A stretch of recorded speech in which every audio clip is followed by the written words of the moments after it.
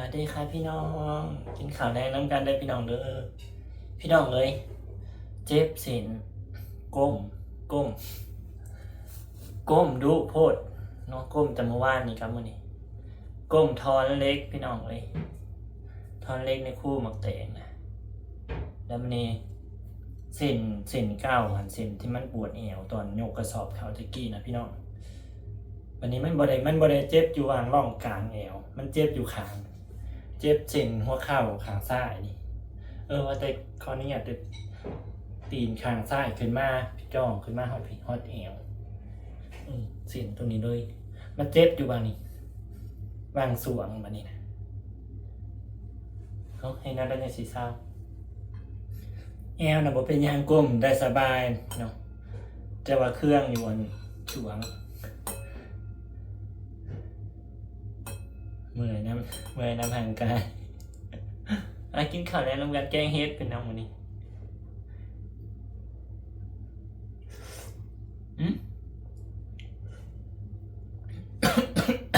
ตายคือใจแบบผิกจ้องหมาเนี่ยเขาอยากกินแกงให้ลังโง่เด้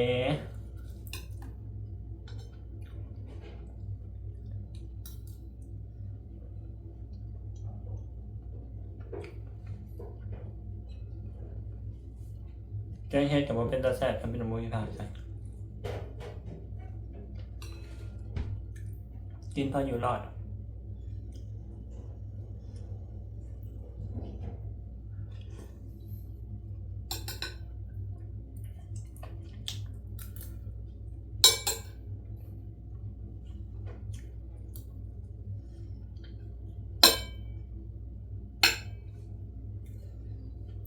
พี่น้องเฮ็ดบ้านเพิ่นมันคือบ่มีรสชาติแท้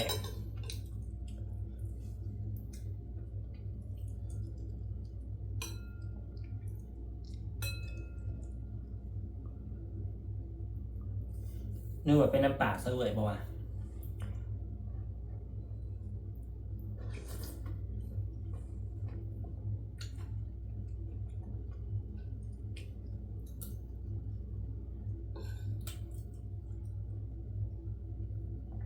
มื้อหนาจะแกงไก่ใส่เฮ็ดเนาะพรุ่งนี้เงินเดือนออกแล้วจ้าสิได้ชันได้พี่น้องจะมาเล่าเหตุการณ์ให้ฟังก่อนบางคนก็ได้เงินเดือนแต่มื้อนี้เนาะบางคนได้คนที่มาทำการคือเพื่อนสาวเสวยก็ได้มื้อนี้คนหนึ่งอีกคนหนึ่งน่ะย่างต้องทำมื้ออื่นคือกันนู้นกับมื้ออื่นเนาะถ้าแกมามื้ออื่นเงินเดือนมื้ออื่นเงินเดือนออกเด้อกลับมาอันนี้นู้นก่อนนี่กลับมา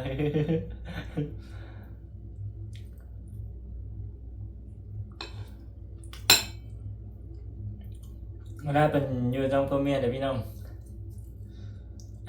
คือบ่ได้ถือกันนี่แต่ว่าถือกันนะมันสายตาคำว่าแม้คำว่าเพิ่นน่ะคือเถียงกันนี่นะแต่ว่าความจริงน่ะบ่ได้เถียงกันดอกมันก็ว่าสองพ่อแม่เพิ่นเนาะอันผัวนั่นคุ้มให้เสวยกลับบ้านเมียบ่อยากบ้านจะเอ้ยเฮ็ดให้มันแล้วห้างยังอีกประมาณ10 เมตรนี่พี่น้อง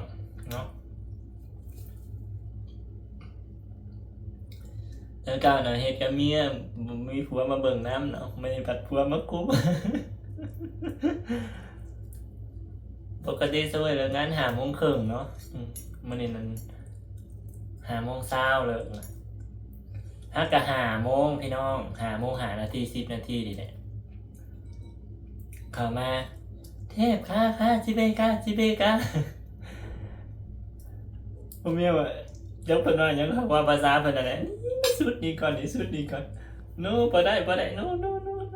ค่ะจิเบกาบ่ต้องเฮ็ดว่าภาษาเพิ่นน่ะต้องเฮ็ดให้เมื่อโอ้ยหนูก็ให้มันแล้วนี่ก่อนได้หัวแล้วเพิ่นก็ปล่อยนิดนึงหนูก็ดังเฮ็ดกับซามอนิมเนาะอีกบ่ได้โดนดอกพี่ดอกประมาณ5 เมตรปานนี้ ประมาณหาแม็กก็ได้นะไปลูกเมื่อ อยู่ลางเลยอยู่ลางเลยพี่น้องขออนุญาตถามเนอะเพื่อนจ๋าที่มาทำงานคือการนี่เนาะคนเราที่มาเห็นงานนำกันนี่เรียกว่าไปกับตันเนาะอันเท่าแก่ไล่กลับบ้านคือหนูบอก ไล่เก้าของคือหนูบอกหรือว่าเท่าแก่ไล่เฮ็ดเวียกไว้บอกหนูก็บ่รู้ว่าเจอแนวใดเนาะแต่ละเหตุการณ์แต่ละคนกับบ่คือกันเนาะพี่น้องเท่าแก่แต่ละคนกับบ่คือกัน แต่ว่าเท่าแก่ซาเวอร์นั่นน่ะอันมาคุมน่ะบ่ได้คุมอันบ่ได้คุมอันให้ลูกน้องเฮ็ดเวียกไว้มาคุมให้ลูกน้องกลับบ้านไว้ โอ้บ่ไหว แต่ก็ดีได้คุมให้กลับบ้านไว้ก็แล้ว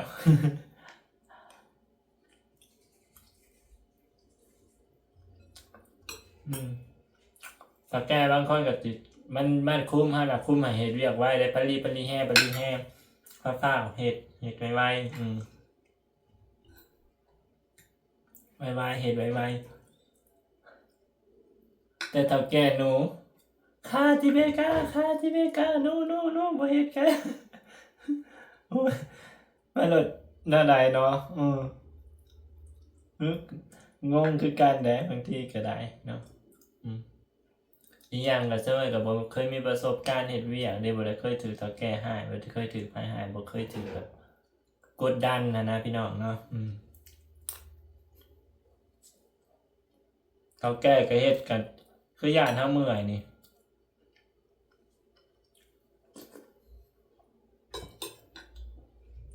เพิ่นน่ะมื้ออื่นเงินเดือนออกเด้อเพิ่นว่าหนูสิเอาบัญชีไปให้เพิ่น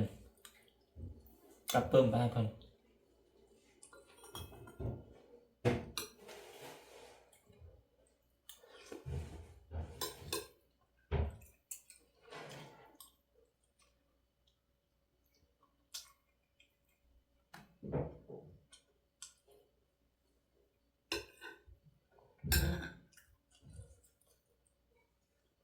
มื้อนี้นั้น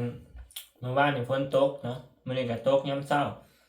ยามแลงแดดออกพี่น้องร้อนว่าซั่น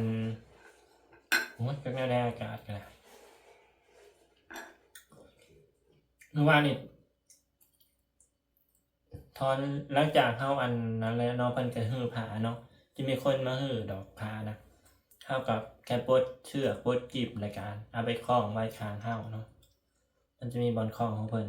หลังจากนั้นเราก็มาถอนเหล็กวานนี่ถอนเหล็กในคู่หั่นถอนฝั่งนี้เมื่อวานนี้เนาะมื้อนี้ไปถอนฝั่งพุ่นอยู่ฝั่งนี้น่ะทั้งเบิดนั่น11เฮาพี่น้องอยู่ฝั่งพุ่นน่ะ7ตอนแรกนึกสิว่าทั้งเบิดน่ะ17เฮา18เฮาทั้งเบิดเมื่อวานนี้ถอนยามเช้านั้นได้อยู่จักเฮาว่า4บ่4เฮา4เฮา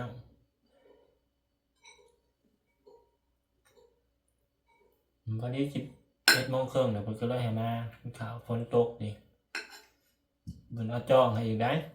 ตัวเสวยก็บ่ได้มากั้นยามแรงน่ะ7เฮาเฮ็ดเวียก2:30เนาะพี่น้องบ่าย2:30เมื่อวานนี้เลิก4:30 2ชั่วโมงว่านี่เพราะว่าเฮ็ดตอน7เฮาแล้วเพิ่นว่าเมื่อหานอนเด้อมันหนาวฝนตกนะเพิ่นก็ยังเหลืออยู่3เฮาบ่เพิ่นก็ถิ่มซะเวยทั้งผัวทั้งเมียถิ่มซะเวยเลยเหลือเฮ็ดผู้เดียว3เฮาบ่แม่นว่าอันนั้นดอกจริงๆซะเวยถอนเบิด7เฮานะแต่ว่ามันจะมีเพิ่นเฮ็ดเวียกอยู่ข้างๆเด้เนาะเพิ่นเฮ็ดนู่นนี่นั่นของเพิ่นนั่นแหละบัดนี้ล่ะเหลืออยู่3เฮาเพิ่นมาบอกแล้วตัวนี้ล่ะเมื่อเด้อเพิ่นก็ไปนอนบัดนี้หาอาบน้ำเพิ่นก็ไปหาอาบน้ำนอนเจอก็เฮ็ดแล้วก็มายืนงงแล้วห่างกับ4:30ปกติ5:30เนาะ1ชั่วโมงมันสามารถเฮ็ดได้อยู่ประมาณ4เฮาพี่น้องสำหรับชาวเอ่ยคนเฮ็ดไวก็สิประมาณแล้วเบิด7เฮานะเนาะแต่ว่าพี่น้องถอนเหล็กมันบ่ได้ง่ายเด้อจ้าแอวเขาจะมาปวดบึ้ด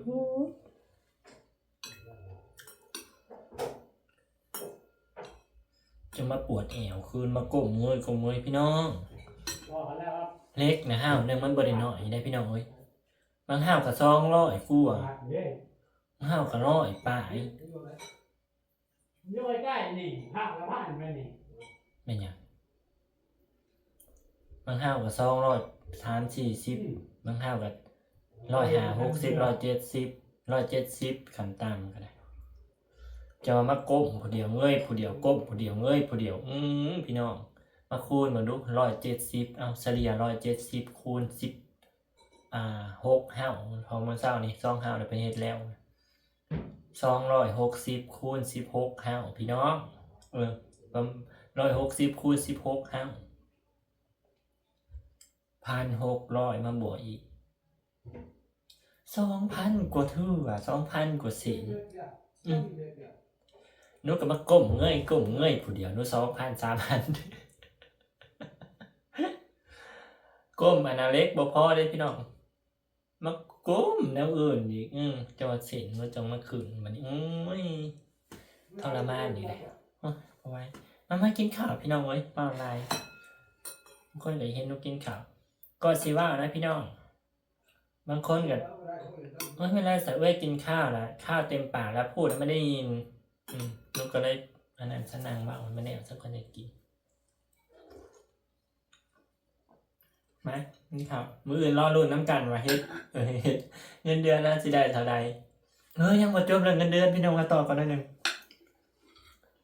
ปกติเนาะเงินเดือนของมันลูกจ้างแต่ละคนนะ2,156,880เนาะทุกคนต้องได้แล้วบัดนี้หักค่าห้อง100,000150,000ค่าน้ำค่าไฟค่าห้องค่าน้ำค่าไฟ150,000หักค่ากินอีก100,000ก็วันที่250,000เนาะก็สิเหลืออยู่1,900,000แต่ละคนแต่ละเดือนของแต่ละคนเนาะวันนี้เพื่อนเช้านุพอได้แค่1,600,000พี่น้องนางเบิกก่อนนะ300,000มันเท่าแก่โอนให้อีก300,000เอาเข้าบัญชี1,300,000โอ้ยนางจะมาบ่ได้นางก็ได้ทักหาทางอันห้องเพิ่นเนาะทางเมืองเพิ่น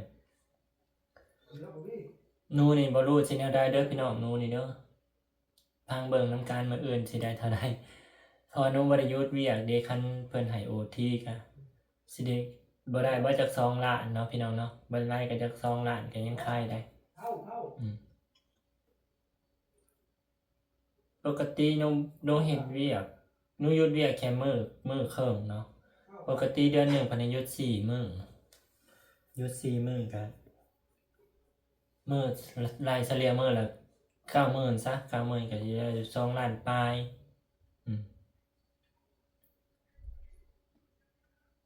ประมาณ2 มื้อครึ่งได้ซะ9 มื้อได้200,000ปลายเซาเฮ็ดอันบ่ได้เซาเฮ็ดเวียกเต็มเนาะบ่ได้เฮ็ดแค่มื้อครึ่ง2 มื้อครึ่งก็คันรายเต็มแสนก็250,000เลยอันนี้ราย90,000ได้นี่ก็มาหาค่าห้องค่าหยังก็สิได้ประมาณ2 ล้าน100,000สิประมาณนี้แหละจากสิเหลือเท่าใดก็บ่รู้ทางเบิ่งนำกันเด้อพี่น้องเด้อมื้ออื่นเด้อมากินข้าวนำกัน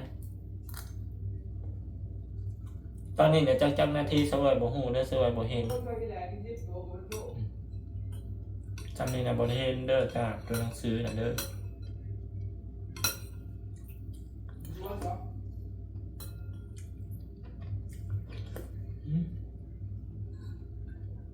แซ่บพี่น้องแซ่บโอเคก็จะเก็บบรรยากาศกันเลยเด้อพี่น้องเด้อได้คลิปสัญญาเกินขอบคุณทุกกำลังใจนะคะจะได้การเล่ารุ่นน้ำกันเด้อพี่น้องเด้อมื้ออื่นเนาะเงินเดือนจะออกเท่าใดเนาะขอบคุณทุกกำลังใจนะคะ